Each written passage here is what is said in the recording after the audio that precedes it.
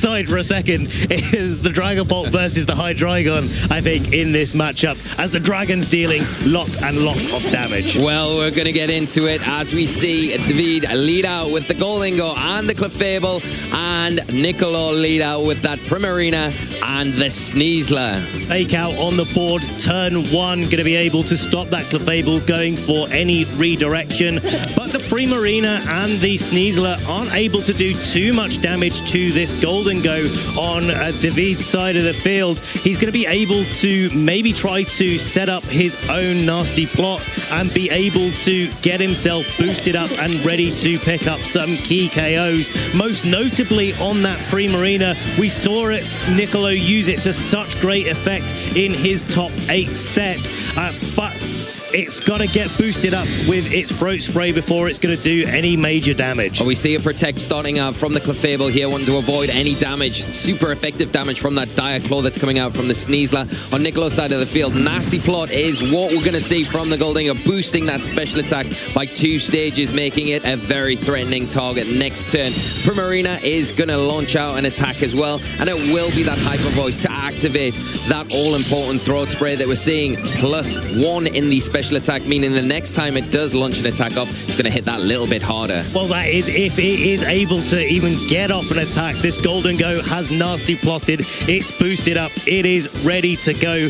Powered up by the Metal Coat item that it's carrying, it's probably going to be able to pick up a one-hit knockout, take the Sneasler down to the Focus Sash. And just looking at Nicolo's options here, only really the Electabuzz and the King Gambit would really be okay switching into this particular attack.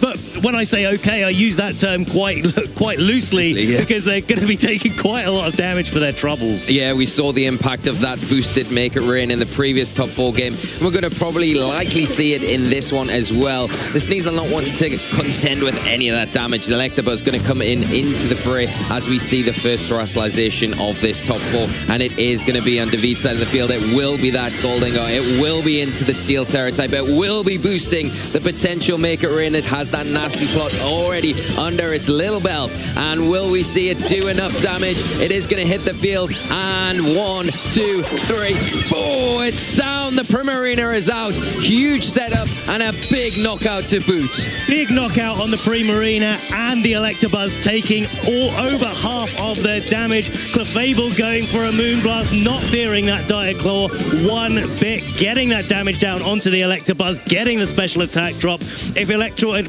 is going to be close to getting a KO, well, it's going to be a bit further away now as Sneasler comes back in with its Focus Sash intact. Yeah, and the problem here is, yes, the Goldingo now susceptible to those close combats, but the problem is you've got the Clefable, it's full health next to it. It does have that redirection as well, so you can just redirect those away, protect the Goldingo, and give it enough room to get another Make It Rain off. It's still +1 special attack, so it's still going to be hitting very hard, and the Electabuzz, of course, will be able to take the next one, but the Sneasler is going to go down to its Sash, and then it's on a timer before it gets knocked out. Even if you predict, if you're Nicolo, going for the Follow Me, and then you go for a Dire Claw, try to remove that Clefable, there are still 2 Pokemon in the back, and if that Dire Claw isn't able to pick up the KO on that Clefable, it's got that Citrus Berry, it's going to be able to recover some HP as well, and just maintain its advantage, maintain that Follow Me that it's going for right now. Well, there is the Follow Me, and the close combat is chosen by Nicolo, and it is into the Clefable, not going to be very effective,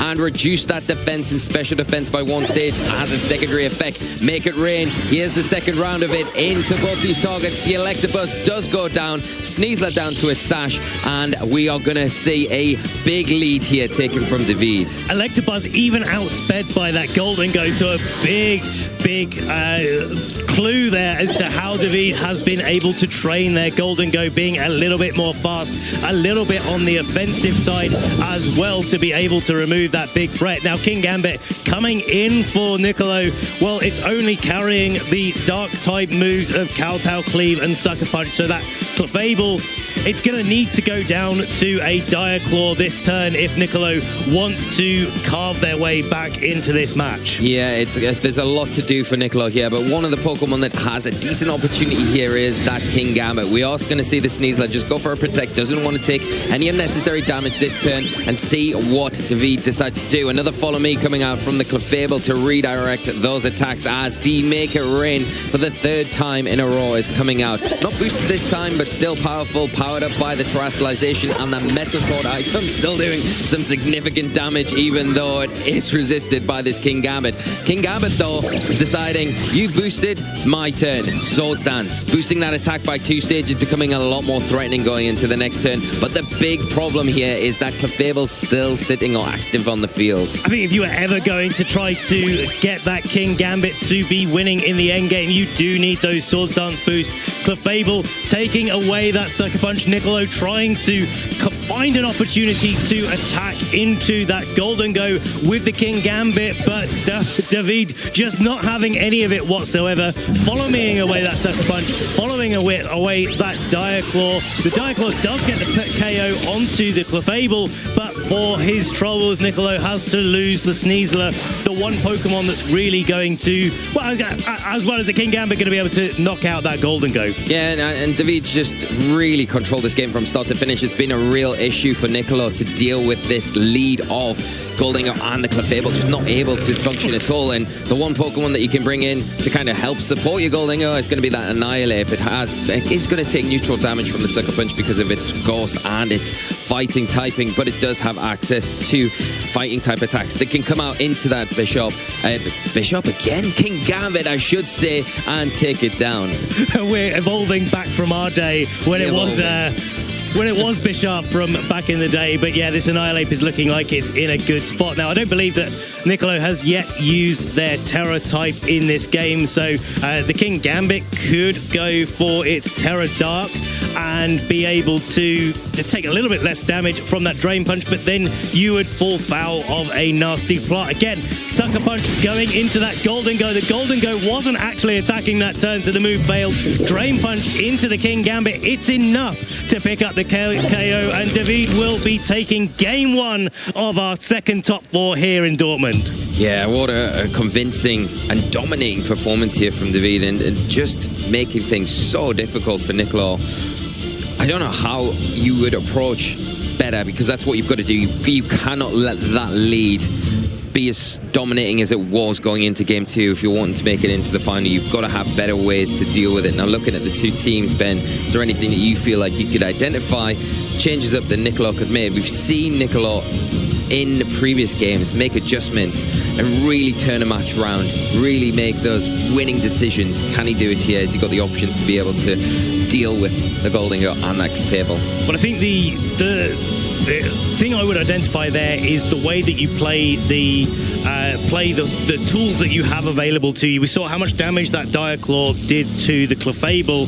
If you can get into a situation where the Dire Claw is going to be able to knock out the Clefable a little bit earlier on in that game, and to take away that support at the front end rather than at the back end, then maybe you've got a little bit of an option. And in that first game, Nicolo kind of switched it out when it was pressuring the Clefable, maybe predicting it to go for a Protect and trying to work around the Golden Go a little way, whereas there was that opportunity to just go and knock out the Clefable and allow the Pokemon in the back to come in. So I think Nicolo's brought at least 3 out of 4 of the right tools there. You could maybe make an argument that the Rillaboom could come in to offer some fake out support, and with the Assault Vest it would be able to take and make it rain from the Golden Go, put a little bit of pressure back on the board that way. But whether it was good into the other members of the team, well, that I'm not quite so sure about. Well, we're about to find out. We are going to see a bit of an adjustment here from Davide with the Annihilate and Golden Go coming out on his side of the field, and the Electabuzz and Primarina for Nicolo. And again here, Electabuzz and Primarina, they're doing okay damage to the Golden Go. But the trouble is here, if you go for damage with the Electabuzz and you try to use that Electro Web, well, here's an Annihilate. It's got its Defiant ability. Yeah, you could slow it down, but you're probably going to be boosting it up more than you would like to and more than it's safe to in this scenario.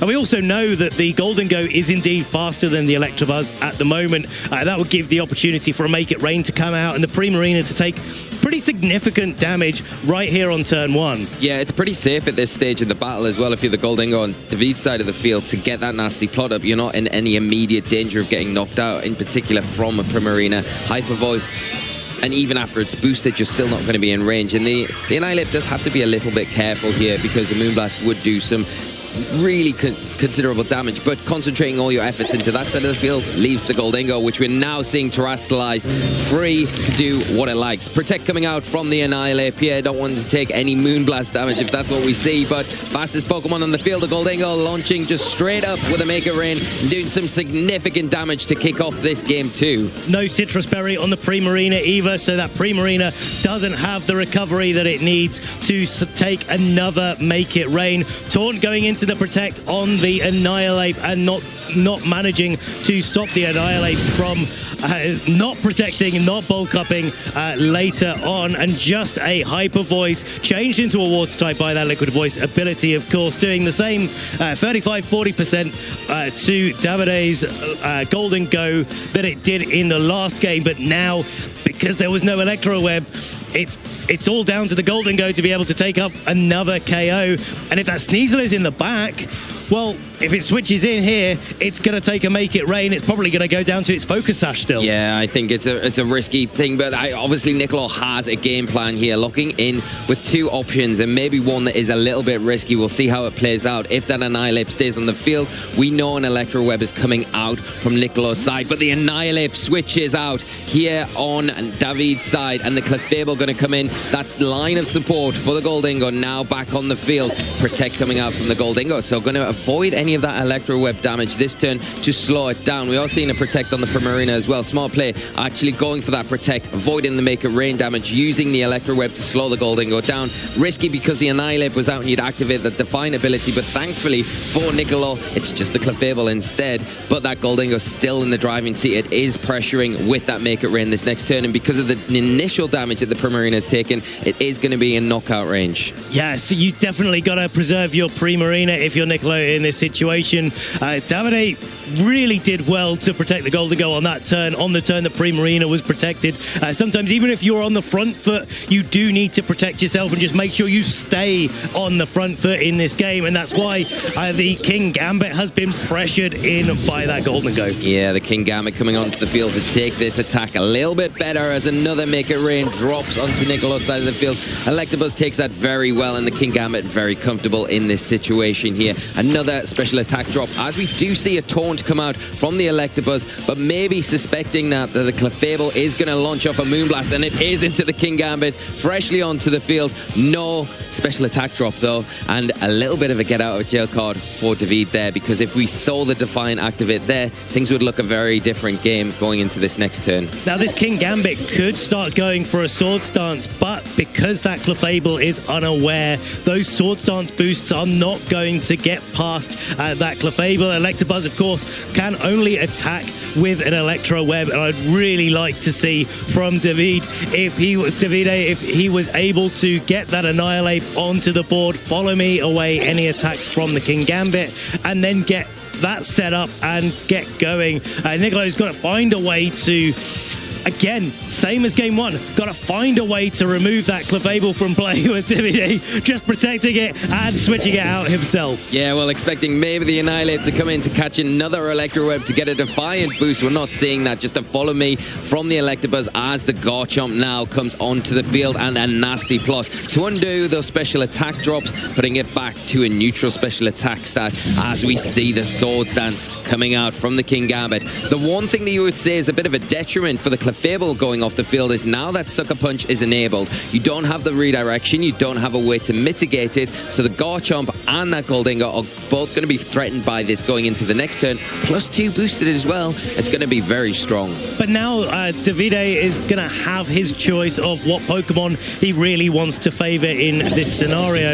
Again, we're not putting any pressure. Nicolo needs to find a way to put pressure onto that Clefable, because either the Goldingo or the Garchomp could protect themselves. The Clefable can come in, again, protected by that Unaware, and it really does make life difficult for Nicolo. We're going to see a Protect on the Garchomp this turn as it follows suit the Kingambit, protecting as well to avoid any damage. Make It Rain coming out from the Goldingo. Of course, it is going to drop onto just the Electabuzz. It is going to just take resisted damage, so not doing too much here, but still doing a respectable amount as that is getting chipped down. The big important thing here is that the Electabuzz is allowed to fire off another attack, and it is going to be that Electro Web, and this time into the Goldingo, and now it will, all importantly, drop that speed stat, so it will be a slightly bit slower going into this next turn, but the big immediate threat is that Garchomp here.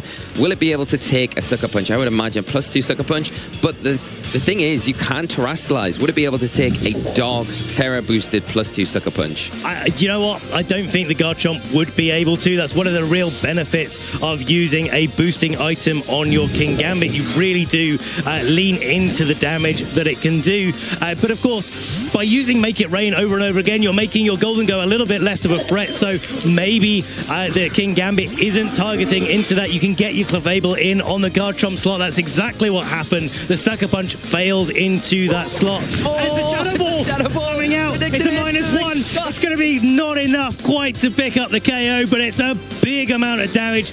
Puts it squarely in Make It Rain range. That is a brilliant play there, because you could go for the Make It Rain. You know, probably would do good damage into that Electabuzz and a little bit into the Kingambit, but at the same time, is it going to switch out? Catching the switch is so valuable, and you've done some really detrimental damage to that Dragapult. It's not going to be as threatening as it was before. Of course, it can still throw out the big damage onto the field, but you do have that Clefable now on the fray. It is able to use that Follow Me, redirect any of those Dragon-type attacks, and just preserve things on David's side a little bit further. Well, it's just going to be a Protect this turn. Coming out from the Clefable on Davide's side, Phantom Force, the move of choice for the Dragapult coming in here, and a nasty plot coming out. This is the opportunity that Nicolo has been looking for to try to knock out that Goldingo, and he gets it! That's a huge knockout. The Kowtow Cleave into the Goldingo, taking that Terrastalized Pokemon down, clawing this match back from Nicolo.